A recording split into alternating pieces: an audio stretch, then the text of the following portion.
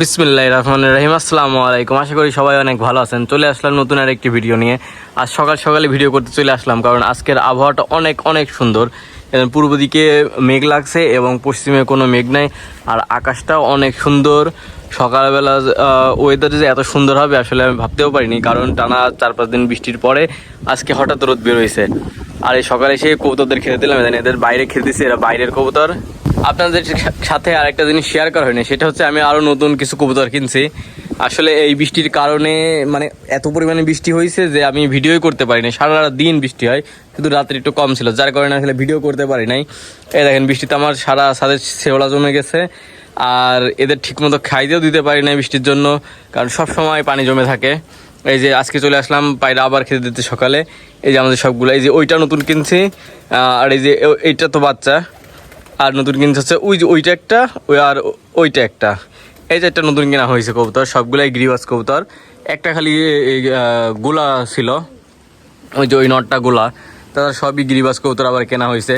এসে ওদের উপরে খেতে দিলাম, কারণ নিচে অঙ্গে যেন এই উপরে আর এর মধ্যে খেতে দিলাম।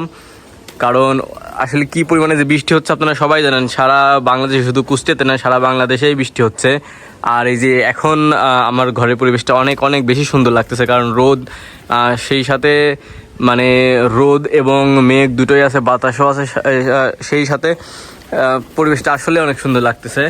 এই যে আমার সব কবুতরগুলো দেখেন অনেক অনেক সুস্থ আছে। আসলে অতিবৃষ্টি হোক আর যাই হোক, আমার কবুতর সবসময় সুস্থ এবং অ্যাক্টিভ হবে, কারণ আমি ওদের ঠিকমতো খেতে দিই এবং ওষুধ পানি সব কিছু ঠিকমতো দেওয়া হয়, নিয়ম মেনে দেওয়া হয়, যার কারণে সবসময় সুস্থই থাকে। শুধু ঘরটা একটু অপরিষ্কার আছে, এটা ইনশাল্লাহ বৃষ্টি চলে গেলে ঘরটাও পরিষ্কার করে ফেলবো। আর এই টানা বৃষ্টি হচ্ছে, যার কারণে আপনারা তো জানেন এই বৃষ্টির মধ্যে কবুতর একটু কম ডিম দেয়। এই জন্য কবুতর আমার এখনও কেউ ডিমে বসে নাই বা ডিম পারে নাই। তো এই বৃষ্টি কমে গেলে বা একটু আবহাওয়া ঠিক হয়ে আবার নতুন করে ডিম দেবে ইনশাল্লাহ। আর এই দেখেন সব উড়ে বেড়াচ্ছে, বাচ্চাগুলাও বড় হয়ে গেছে আর সব অনেক অনেক খেপে গেছে। এই আগে এগুলো সব ফাঁকাই থাকতো, এখন পায়রা যেহেতু বেশি হয়ে গেছে, 12টা হয়েছে, এই জন্য আসলে দেখতেও অনেক ভালো লাগতেছে এবং আমার ঘরটাও একটু ফুলফিল লাগতেছে। আমি আরও কিনবো। আজকে হচ্ছে বুধবার, আমি শুক্রবার অথবা আবার সামনে মঙ্গলবারে হাটে যাব, হাটে গিয়ে আরও দেখবো কবুতর পাওয়া যায় কিনা। আর আমার ডালিম গাছটা দেখেন অনেক অনেক সুন্দর হয়েছে। আসলে ওরা সবসময় উপরে বসে থাকে, যার কারণে উপরটা একটু এই ডালটা ভেঙেও গেছে। এই দেখেন ডালটা আসলে ওরা ভেঙেও ফেলছে, মানে সারাদিন এই উপরেই ওরা বসে থাকে আর উপরে সব পাতাগুলো খায়, যার কারণে আসলে উপরে বেশি একটা পাতা হয় না।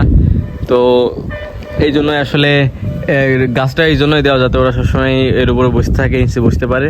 তো এতে নিয়ে আমার কোনো কষ্ট নাই, কারণ আসলে সুন্দর লাগতেছে।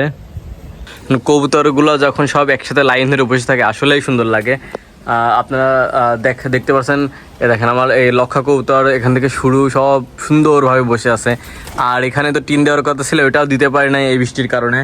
আর আমিও ব্যক্তিগতভাবে একটু ব্যস্ত ছিলাম, যার কারণে আসলে দিতে পারি নাই। তো ইনশাল্লাহ খুব শীঘ্রই এখানে টিন দিয়ে দিব, কারণ পায়রার সংখ্যা আমার বেড়ে গেছে। এখানে যদি এখন না দিই তাহলে ওরা আসলে ঘরেও জায়গা হবে না, কারণ একটা কবুতর একটা ঘরে থাকে না, এক জোড়া কবুতর মিনিমাম আপনার 2 থেকে 3টা ঘর দখল করে থাকে, যার কারণে আসলে একটু অসুবিধাই হচ্ছে। তো এই সমস্যাটার সমাধান তো খুবই দ্রুত করে নিব। আর ওই যেটা হাই ফ্লাওয়ার কবুতর, ওইটা হচ্ছে আমাদের বাসারই পুরাতন কবুতর, যেটা আপনারা জানেন ছোটো জাতের কবুতর, কিন্তু ওড়ে খুবই ভালো।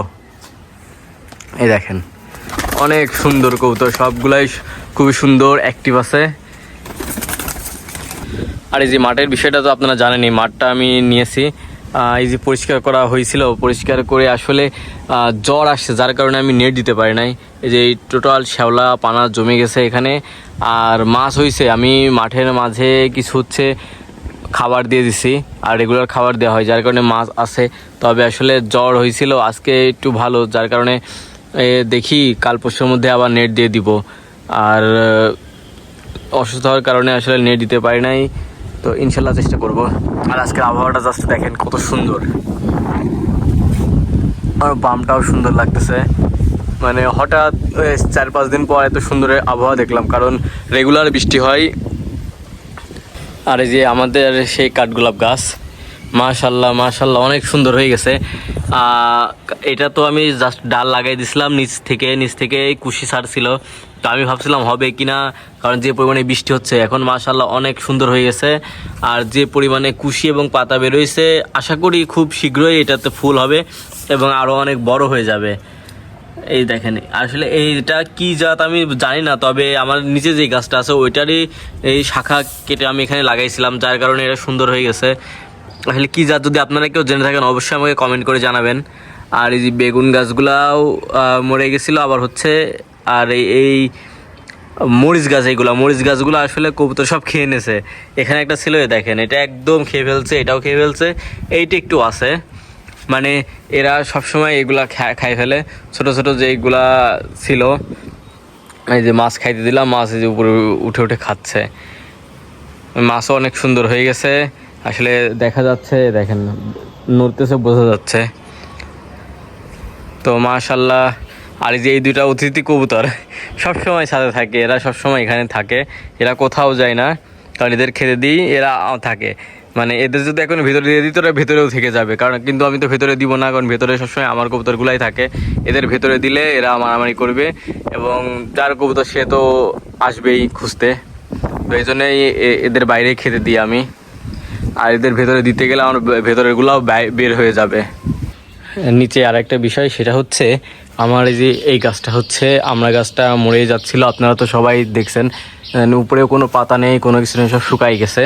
তবে এর গোড়া থেকে আবার নতুন করে কুশি বেরোচ্ছে। তো মাশাআল্লাহ কুশি যখন বেরোচ্ছে তো মনে হয় হবে, কিন্তু এই টোটালটা উপরে মারা গেছে, এখানে কোনো কুশি নেই, কোনো কিছু নেই, এটা হচ্ছে মারা গেছে। তো দেখি যদি নিচ থেকে হয় তো উপরেটা কেটে দেবো, কেটে দিয়ে নিচের থেকেই এটা আবার হবে আশা করি। আর এই যে কিছু আমের আটি ফেলা হয়েছিল আম খেয়ে, ওই আম ছোট ছোট আমের চারা হয়েছে। আর দেখেন লেবুগুলাও প্রায় শেষের পথে, আর অল্প কিছু আছে এই গাছে। এই যে এটা একটা আছে, আর কিছু আছে, এইগুলো এখন পেরে ফেলা হবে, কারণ এগুলো সব পেকে যাচ্ছে। এই দেখেন এগুলো সবই পেকে যাচ্ছে। আর আকাশটা আজকে দেখেন কত সুন্দর, মেঘলা এবং নীল আকাশ। ওই যে একটা ওইখানে লেবু হলুদ হয়ে গেছে না, ওইটাও পাড়া হবে। এই দেখেন, আবার এদিকে আবার ছোটো ছোটো কিছু লেবু হয়েছে। আসলে লেবু পাকতেছে, প্লাস ছোট নতুন করে লেবু আরও হচ্ছে। এই জন্য আসলে একবারে ফুরাই যায় না, লেবু সবসময় থেকেই যায় গাছে কিছু কিছু পরিমাণে। আর এই যে রঙ্গন ফুল, এটা আসলে এই বৃষ্টির পরে আবার নতুন করে হয়েছে।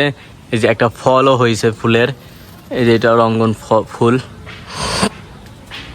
তো মাশাআল্লাহ, কারণ যে পরিমাণে বৃষ্টি হয়েছিল জানেন, গাছের গোড়া সবই ভিজে গেছিলো পানিতে। এখন আবার নতুন করে হচ্ছে, সব কিছু পানি কমে গেছে। এই যে এটা তো ফুল আসতেছে কিছু, আর এই যে এটাই যে এই ফুল আসতেছে, এটার এই ফুলের অবশ্য নাম জানি না, যদি কেউ জেনে থাকেন অবশ্যই সবাই কমেন্ট করে জানাবেন কি ফুল এটা। তো মাশাআল্লাহ। আর ভিডিওটি কেমন লাগলো অবশ্যই সবাই কমেন্ট করে জানাবেন।